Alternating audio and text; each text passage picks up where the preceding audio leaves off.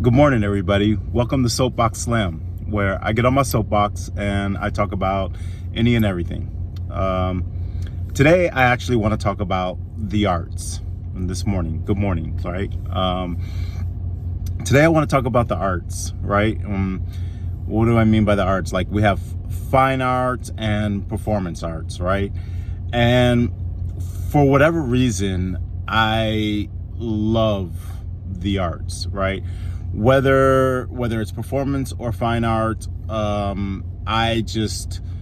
there's something about as a human being expressing yourself in a certain kind of way that's artistic that can leave an impression with like other people, right? Like, you look at a painting and you become inspired. And what do I mean by inspiration? In the sense of you feel an emotion, and emotion is invoked by a certain painting, right? Or like, I'm not particularly sophisticated enough to understand ballet, but it's a wonderful art form, right? I don't always follow the story and the expression per se, but it's a wonderful art form. And I've been to several ballets in my life. I've been to Alvin Ailey, right? Alvin Ailey, one of the first African-American, he was a part of, I believe he was a part of ABA, which is the American Ballet Academy, and performed in that as one of the first black males to perform on a major stage in ballet. But when he left, if I think I got the story right, when he left, he created his own dance company, and that became Alvin Ailey. And with Alvin Ailey, he created dance. I believe it's labeled contemporary dance. He created dance that kind of was more inclusive and reflective of what he looks like, I guess, or what he's supposed to be. I don't understand 100%. I mean, other than the fact that he created another dance company for expression that people could come and see. I went to several Alvin Ailey's performances, and brought tears to my eyes, right? I could follow the story. I could follow the movements of the body and the expression, right? And I related to it more. So, I mean, you've got dance, you've got art, you've got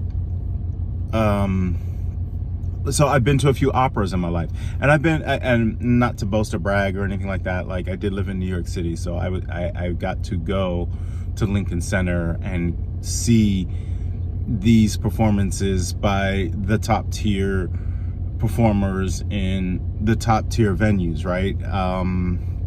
That was amazing experience that I got to have, while all of my friends were having kids and starting their families. I got to experience life a different kind of way, and I'm not saying one way is better or the other. And hindsight's 2020, and grass is always greener on the other side, right? And now I'm at a point in my life where I'm ready to have my family and have my kids, because I've had these experiences and I've seen these and I've learned from these kind of experiences, and it's something I'd like to be able to share and give. But that's a whole nother show, and that's a whole nother discussion, and that's a whole nother thing. I'm talking about the arts today. And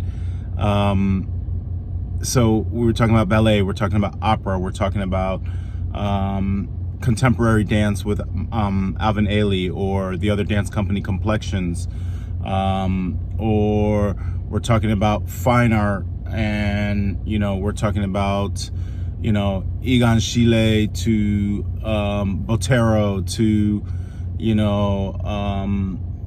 some of the more modern Basquiat's or Kehinde Wale, this kind of art, right? I love it. I see these. So I was in Texas on a little break, and kind of rearing from kind of a heartbreak or a devastating breakup, and all I wanted to do was just go look at artwork, right? That's all I wanted to do. And so I went to a bunch of galleries and I went to a bunch of museums. And I would say, just a note, the museums in Dallas were crap. The museums in Fort Worth, Texas were phenomenal. And I ended up having to go all the way out to Fort Worth, Texas, which is not that far from me. I mean, 15-minute drive, 20-minute drive from where I live in Texas.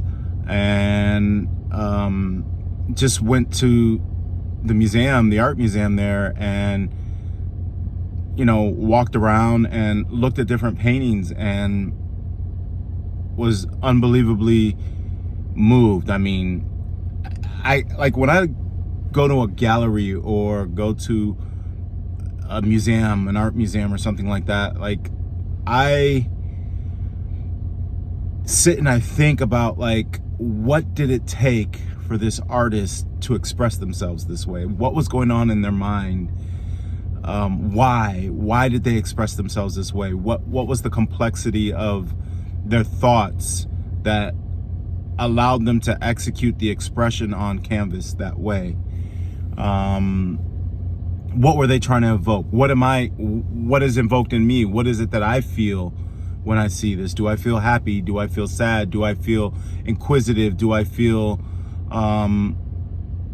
you know, these are the things that I go through when I'm going to a gallery or an art museum. And I mean, I wish I had a partner in life that really was moved by the arts the way I am and can really appreciate going to a play, and not even like not necessarily a musical, because I mean musicals are fun, they're entertaining, but a play, not a musical play, a play, you know, where a concept or a thought is expressed through the actions of people on stage that challenge you to think, right? I mean, it relieves so much turmoil within when you're able to look at artwork or look at dance or look at a play or anything like that and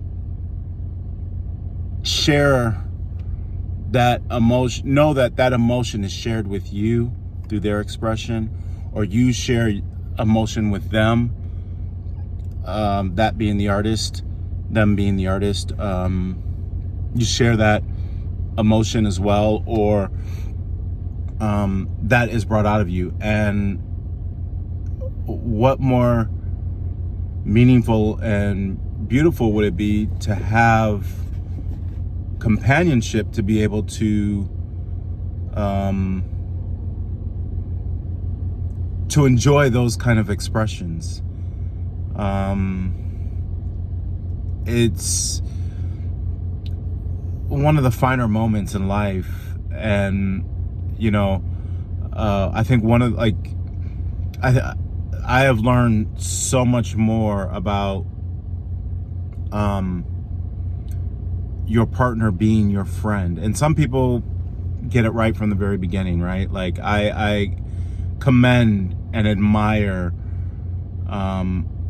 people I know in my life who did get married and settle down and have a relationship with someone, and I imagine that they, and I don't know, these are just people that I've come to know because of school or life. I mean, I don't know them on personal level, so I don't know what those couples are particularly doing to share each other's passions, right? But I like to imagine that they're really good friends with each other, as well as being partners and lovers, right? Partners in life and romantic lovers, right? Like, they've got to be friends. They've got to be the type of people who enjoyed going to the movies together and, reflecting on the movie afterwards, or going to a play, or going to a gallery, or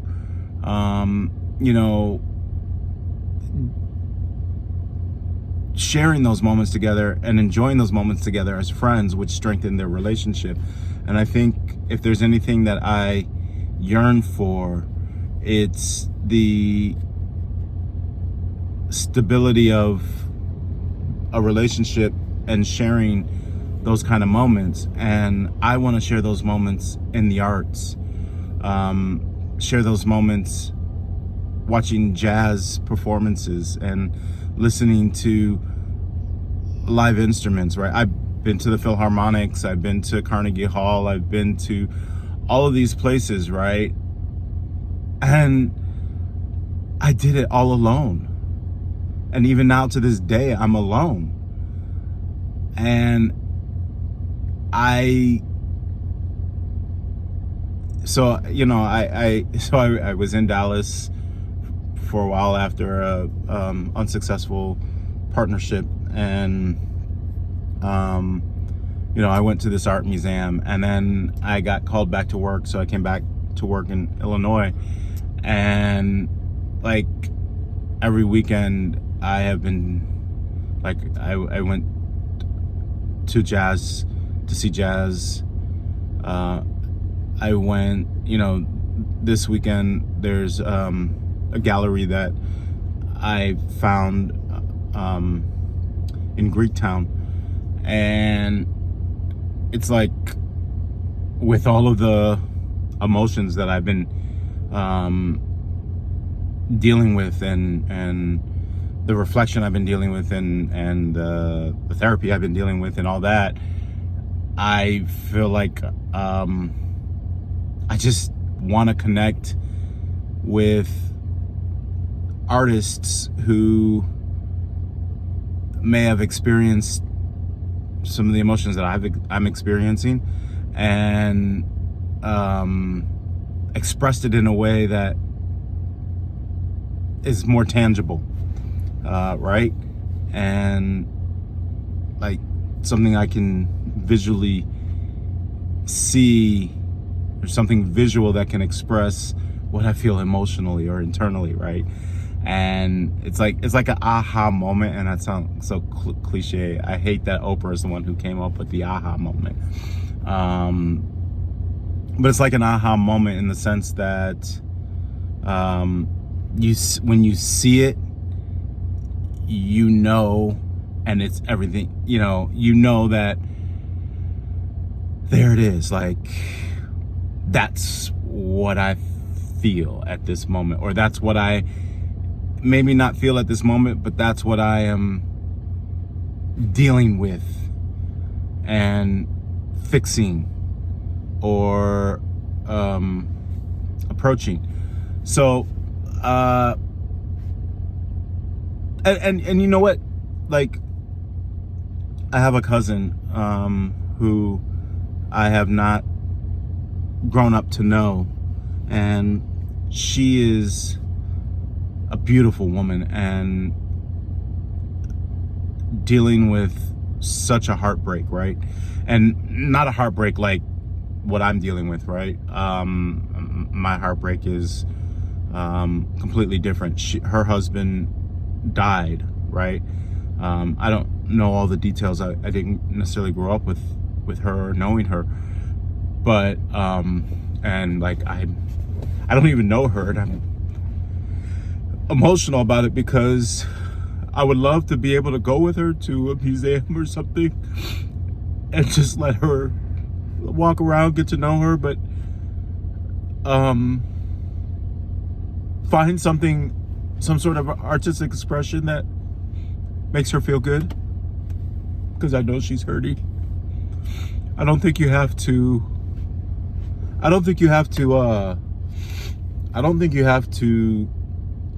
lose a life or lose someone because of a failure in relationship, to be able to share the feeling of loss.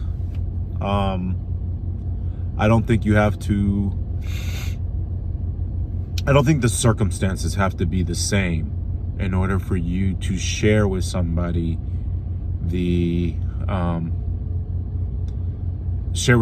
what that emotion might be. And so I would love to spend time with her and go do something like that. Go do something to share the arts, to maybe help deal with loss.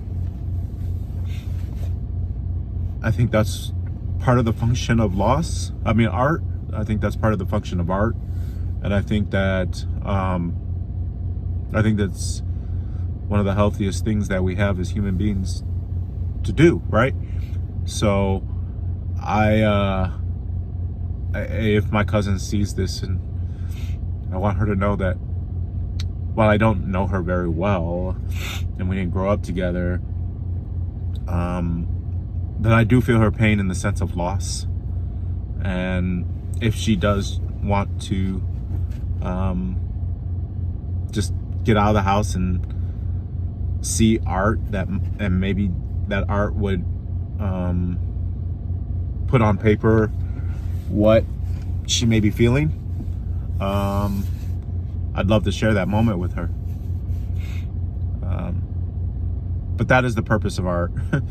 And that is why I have been spending my time trying to find art and see art and enjoy art. So embrace the arts. I hate that school budgets and everything else have taken arts and don't invest in the arts and things like that for our kids. I don't have any kids, but for kids in general. Because I think that while kids might not have life experience, and Lord knows I have life experience, tons of it, and so much of it to share. I was not blessed with the ability to draw. I was not blessed with the ability to sing. I was not blessed with the ability to dance, right? Because of all of my life experience, if I was blessed with any of those things, I'd probably be world renowned and marked in history. I'd probably live forever through my art based on some of the experiences that I've endured in life. But nonetheless, I hate that we don't invest in the arts, and our children don't. That is not the focus of our education today. I do read a lot.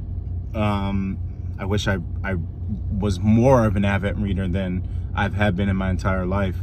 But one of the things that I read in Socrates and old philosophy was that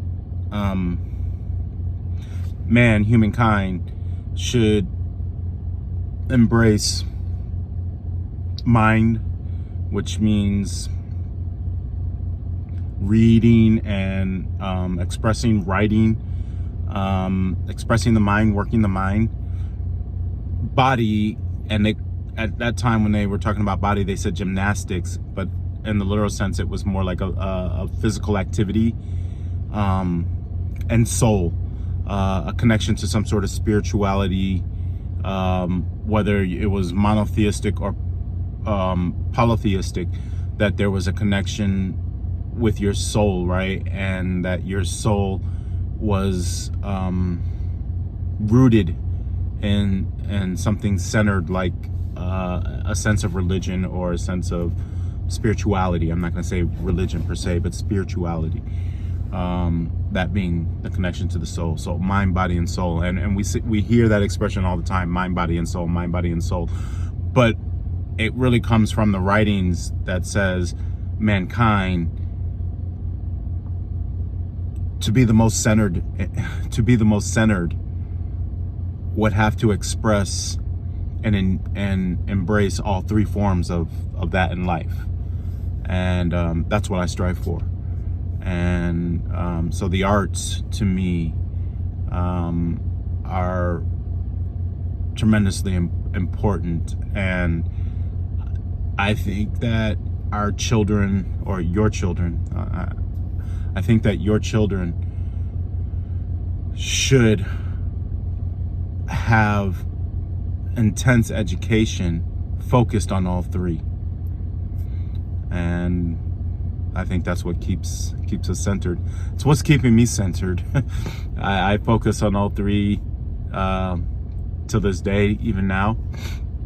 I try to live my life principles by those three. And when anything gets out of balance with any one of those, I try to homeostasis or symbiosis with all three. I try to up. If one is down, I gotta bring that one back up so that all three are matched.